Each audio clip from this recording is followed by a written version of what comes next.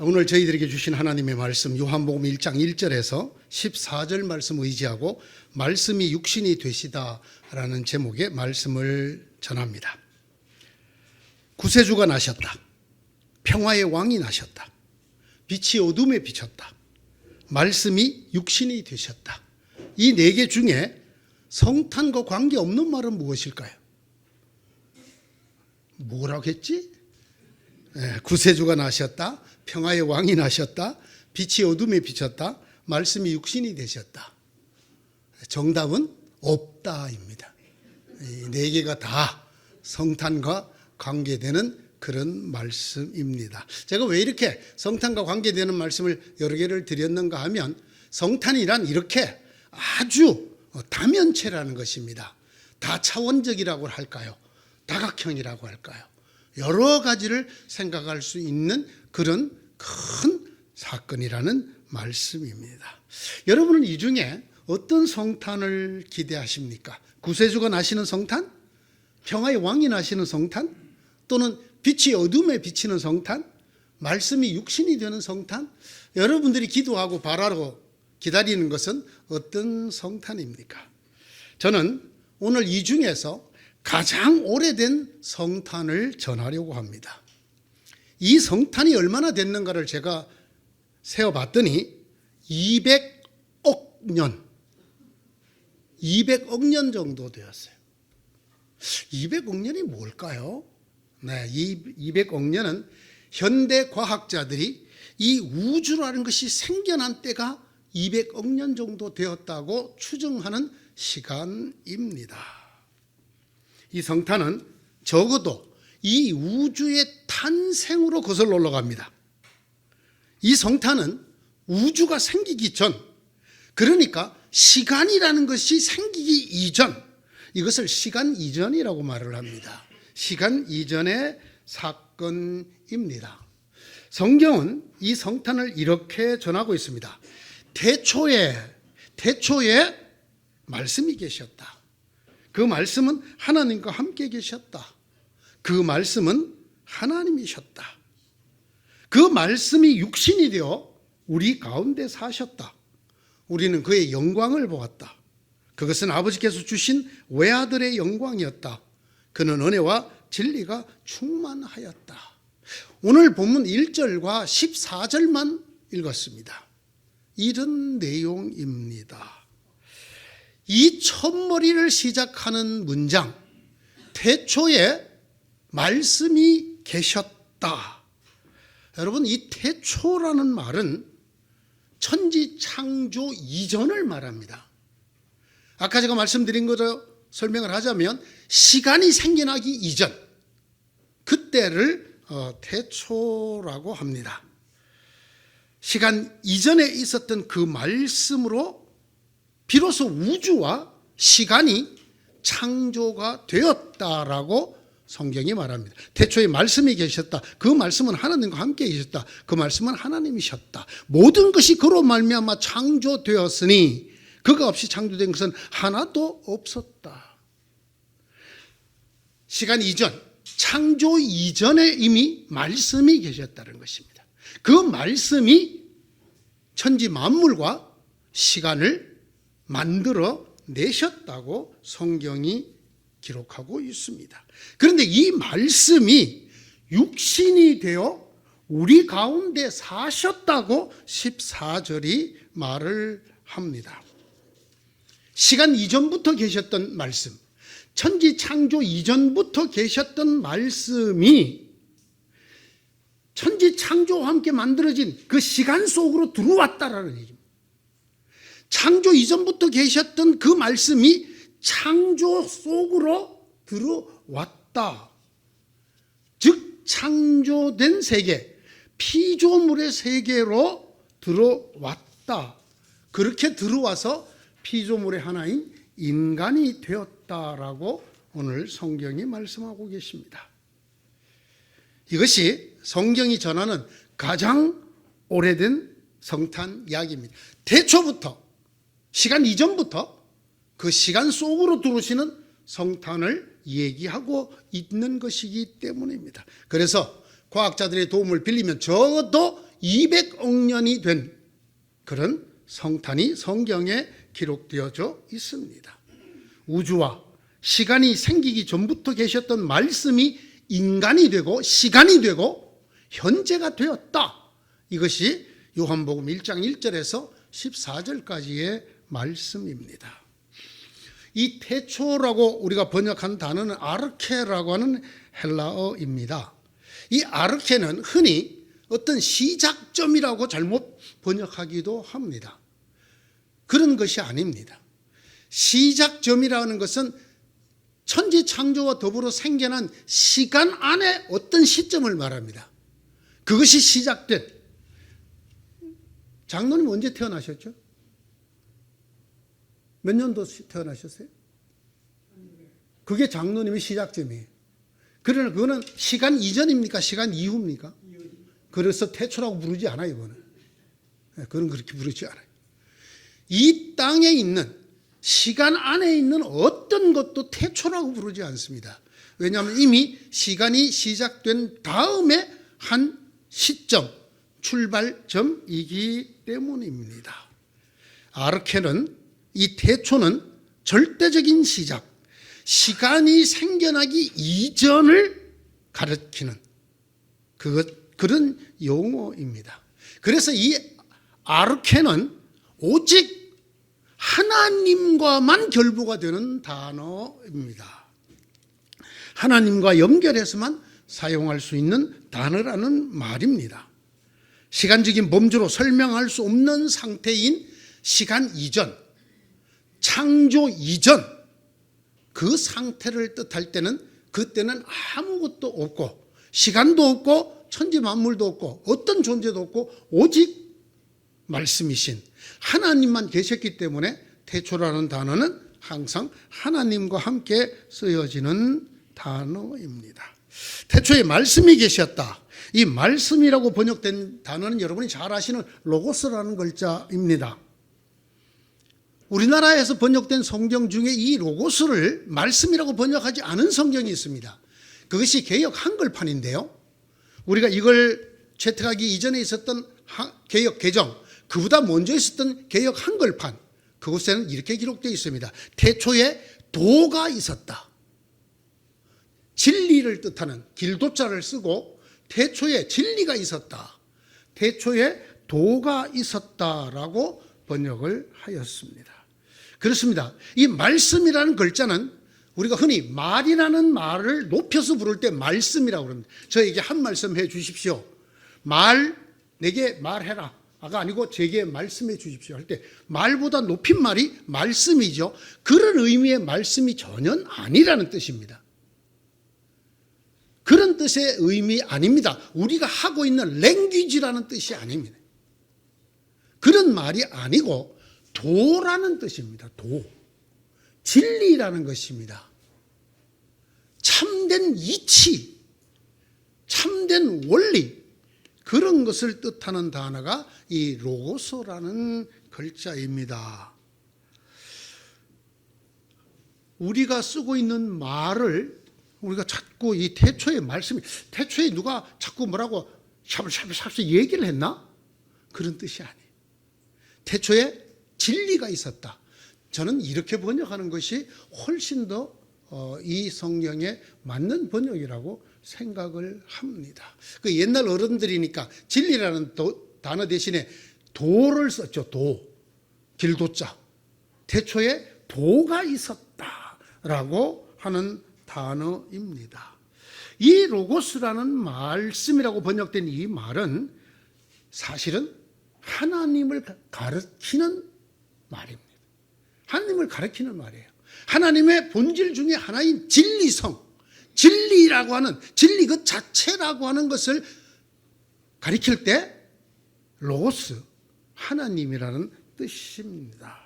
그래서 말씀은 하나님 자신, 더 나아가서 예수님 자신을 가리키는 말입니다.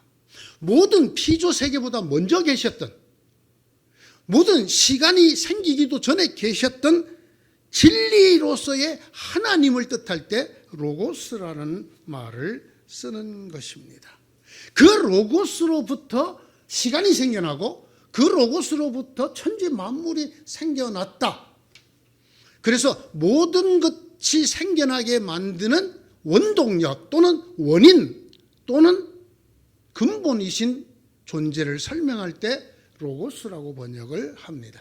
저는 그래서 이 참 번역 중에 참 진리가 있었다 이랬으면 얼마나 더 사람들이 잘 알아들었을까 그런 생각을 합니다. 참 어려운 말로 하면 피조 세계보다 선재해 계신, 먼저 있는, 앞서 있는 이라는 뜻이에요. 선재하신 하나님은 어떤 형태였느냐? 로고스였다는 것입니다. 어떤 형상이 아니라 그것은 어떤 상태, 진리라는 상태였다라는 것입니다. 뿐만 아니라 그와 동일한 존재이신 예수님을 가리키는 말입니다. 태초에 말씀이 계셨다. 그 말씀은 하나님과 함께 계셨다. 그 말씀은 하나님이셨다. 하나님이 로고스였다라는 말입니다. 이 글은 생명의 말씀에 관한 것입니다. 이 생명의 말씀은 태초부터 계신 것이요, 우리가 들은 것이요, 우리가 눈으로 본 것이요, 우리가 지켜본 것이요, 우리가 손으로 만져본 것입니다. 이 생명이 나타났습니다. 우리는 그것을 보았습니다. 그래서 우리는 이 영원한 생명을 여러분에게 증언하고 선포합니다. 이 영원한 생명은 아버지와 함께 계셨는데 우리에게 나타나셨습니다. 예수 그리스도를 뜻하는 말입니다. 요한일서 1장 1절 2절의 말씀이지요. 이 글은 생명의 말씀, 로고스에 대한 것이라는 것입니다. 태초에 아버지와 함께 있었던 그 로고스가 우리 가운데 나타나서 우리가 볼 수 있었고 주목할 수 있었고 만질 수 있었던 그분이었다라는 것을 얘기하는 것입니다. 아닙니다. 예수께서 친히 이렇게 말씀하셨습니다. 나는 길이요 진리다. 나는 길이요 진리다. 나를 그치지 않고는 아무도 아버지께로 갈 사람이 없다. 그 로고서가, 그 말씀이, 그 진리가 육신이 되어 우리 가운데 사셨다. 이것이 성탄입니다, 여러분. 창조 이전, 시간 이전부터 계셨던 로고스, 진리가 창조 이후, 시간 이후로 들어오셨다라는 것입니다. 이 육신으로 번역된 원어는 사르크스라는 말인데요. 사르크스는 단지 우리 이 육체를 가리키는 단어가 아닙니다. 이건 역시 그렇게 쓸 때 굉장히 다른 뜻이 되고 맙니다. 사르크스는 성경에서는 하나님의 반대어로 쓰는 단어가 사르크스입니다. 이게 무슨 뜻일까요? 왜 하나님의 반대가 육체일까요? 하나님이 영이어서 육체라고 말할까요? 그런 뜻이 아닙니다. 사르크스라는 말의 가장 핵심적인 뜻은 제한성이라는 것입니다. 제한적이라는 것입니다. 무제한이 아니라 제한적인 존재라는 것입니다. 그런 의미에서 제한적이지 않은 존재이신 하나님과 대비되는 반대어로서 사르크스라는 단어를 쓰고 있습니다. 이 땅에 아무리 위대한, 아무리 뛰어난, 아무리 훌륭한 사람도 그는 제한적입니다. 왜? 그는 만들어진 존재이기 때문에. 그는 신이 아닙니다. 인간은 누구도 신일 수가 없습니다. 우리가 갖고 있는 이 제한성 때문에 그렇습니다. 오직 하나님만이 이 제한성을 벗어납니다. 그래서 이 사르크스라는 말, 육체라는 말을 쓸 때 이 말 속에 가장 큰 중심적인 의미는 제한성이라는 것입니다. 제한성을 가진 존재, 그렇게 만들어진 존재로서 인간이 되셨다라는, 무제한이 제한이 되었다. 자, 이제는 보세요. 창조 이전에 존재가, 진리가 피조물이 되었다. 시간을 만들어내신 진리, 시간 이전의 존재가 시간 속으로 들어오셨다. 이제는 무제한이었던 그 하나님이 자기가 만들어 놓은 피조물의 하나인 인간, 제한 속으로 들어오셨다. 이것이 요한복음 1장이 우리에게 선포하는 성탄의 의미입니다. 제한성이 없으신 하나님께서 제한성 속으로 들어오셨습니다. 모든 것들에게 존재를 부여하신 하나님께서 그 존재들, 하나님에 의해서 만들어진 존재들 속으로 들어오셨다는 것입니다. 거기다가 더 기가 막히는 것은 들어오셔서 거기에 살고 계셨다라는 말. 말씀이 육신이 되어 우리 가운데 거하셨다라고 썼습니다. 거했다라는 이 단어는 장막을 치고 거기 눌러앉아 살았다라는 뜻입니다. 하나님이 어떤 것도 제한받을 수 없는, 제한시킬 수 없는 하나님이 지극한 제한을 갖고 있는 인간 속에 들어와서 장막을 치고 맛이 좋은 틀을 발견한 어떤 사람처럼 장막을 치고 거기 눌러앉아 살았다. 이것이 성탄이고 성경이 말하는 성탄입니다. 자꾸 여러분 말씀드려서 죄송합니다만은 창조 이전의 어떤 존재가, 성경은 이것을 로고스, 진리라고 말해요. 그 존재가 창조 이후 그가 만들어 놓은 창조 속으로 들어왔다는, 이것이 가능한 일이냐는 것입니다. 시간의 구애를 받지 않는 초시간적 존재가 그가 만든 시간 속으로, 어제 오늘 내일이라는 시간 속으로 들어왔다. 이게 성탄이라는 것입니다. 이게 가능하냐는 것입니다. 제가 여러 책을 읽어봤더니 베네딕트 16세 교황께서 이 얘기를 조금 하셨더라고요. 하나님이기 때문에 하실 수 있었다는 거예요. 하나님이시기 때문에 무제한 자가 제한 자 속으로 들어올 수 있었다는 거예요.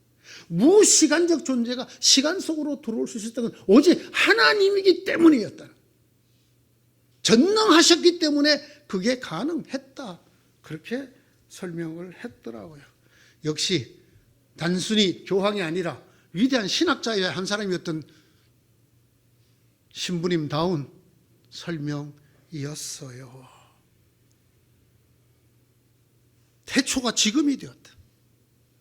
시간도 우주 만물도 만들어지기 이전인 태초가 오늘 우리 속으로 들어왔어요. 태초가 우리가 하나가 되어버렸어요. 뭐라고 설명을 할까요? 뒤엉켰다고 할까요? 아니면 돌아서 맞붙었다고 할까요? 거꾸로 말합시다. 이제 태초 속에 오늘이 들어가 버렸어요. 태초 속에 시간이 들어가 버렸어요. 시간 속에 뭐가 들어왔을까요? 대신 태초가 들어왔어요. 우리는 시간을 사는 존재입니다. 성탄으로 말미암아 우리 속에 태초, 즉 시간을 뛰어넘는 상태가 들어와 버렸다. 우리는 만들어진 존재입니다. 그런데 성탄 때문에 만들어진 존재가 이 존재들을 만드신 그분이 들어와 버리는 이런 상태가 이루어졌다. 제가 이 성탄을 준비한 이유가 있어요. 오늘의 성탄이 너무나 가벼워졌어요. 캐롤이나 성탄 추리나 선물이나 노래나 이런 것이 아니에요. 성탄은 이보다도 월등히 엄청난 태초가 지금 속으로 들어와 버리고 지금밖에 살 수 없는 우리 속이 태초 속으로 들어가 버리는 이런 엄청난 하나님만이 하실 수 있는 그야말로 기적을 천지개벽보다 더한 기적이 우리 속에서 일어나 버린 일입니다. 근데 오늘 우리들의 성탄은 얼마나 왜소해지고 가벼워졌는지요. 오늘 성경은 이 성탄의 결과를 써놓고 있습니다. 그런데 이 결과가 너무나 놀랍습니다. 시간 이전과 시간 이후가 하나가 되고 창조 이전과 창조 이후가 하나가 되고 하나님, 진리, 이 모든 것들을 있게 하신 존재의 근원이 만들어진 존재들과 하나가 되는 이 사건이 하나님의 영광을 드러내었다. 이렇게 성경이 기록하고 있습니다.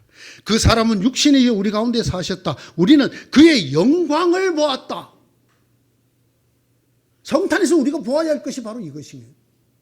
성탄에서 우리가 보아야 될 것은 하나님의 영광, 하나님의 광채, 하나님의 말로는 다 표현할 수 없는 그 영예로움이 보여야 되는 거예요. 좋은 선물, 연인들과의 사랑의 고백, 아름다운 거, 맛있는 거 먹는 거, 좋은 데 가는 거, 또 성가대가 찬양을 너무 예쁘게 불러요. 요즘은 줄어들었지만 크리스마스 캐롤, 산타는 언제쯤 오실까? 이런 차원이 전혀 아니라는 것입니다. 하나님의 영광이 보였다라는 것입니다. 무엇 속에?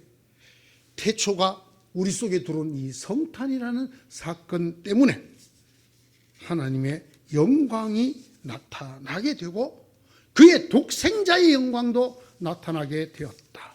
영광이라는 말은 독사라고 하는 헬라어의 번역어이죠. 이 영광, 독사라는 말은 빛나고 아름다운 영예, 어떤 것과도 비교할 수 없는 광채, 하나님의 광채, 하나님의 장엄함, 그런 단어입니다.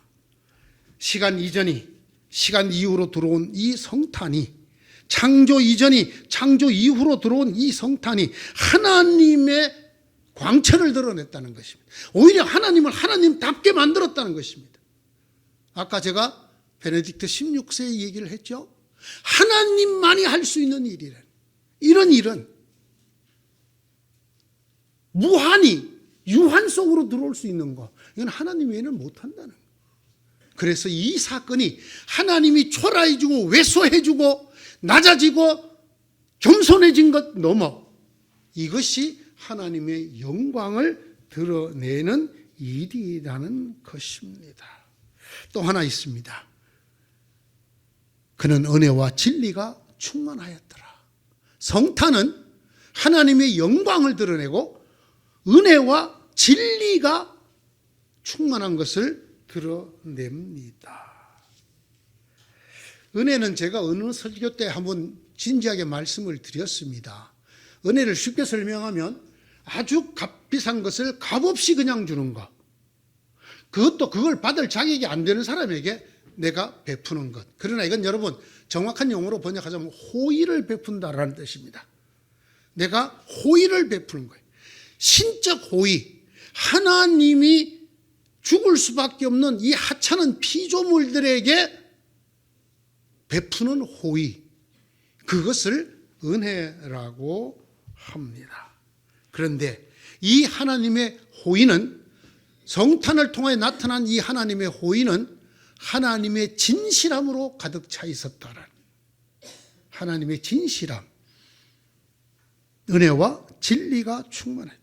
여기 진리라고 번역된 것은 로고스가 아닙니다. 앞에 말씀은 로고스를 말씀이라고 번역했는데 여기 은혜와 진리가 충만하더라의 진리는 알레세이아라는 글자예요. 참됨이라는 뜻이에요. 진실함이라는 뜻이에요. 성탄은, 이 성탄이라는 사건은 하나님의 하나님다움을 드러내고 하나님이 어떻게 죄와 죽음으로 죽을 수밖에 없는 우리 같은 피조물에게 온 천지보다 더 큰 호의를 베푸셨는가를 드러내고, 그것은 하나님의 신실함이었고 하나님의 그야말로 진실함이었다라는 것을 드러낸다라는 것입니다. 그러므로 사랑하는 성도 여러분, 이 성탄에 우리는 이 하나님을 볼 수 있어야 합니다. 우리를 보면 안 됩니다. 사람들을 보면 안 됩니다. 사람들이 만들어놓은 성탄의 온갖 장식과 찬미와 이 모든 것을 넘어서서 우리는 이 성탄을 이루신 하나님을 보아야, 그 하나님의 하나님다우신 영광을 볼 수 있어야만 합니다. 천지에 충만한 하나님의 장엄함과 그 하나님이 온 우주보다 더 크게 베풀어 주시는 하나님의 호의, 이걸 볼 수 있어야 합니다. 그리고 그 바탕에 깔려있는 신실하심, 신실하심으로 베풀어 주시는 그 호의를 볼 수 있어야 합니다.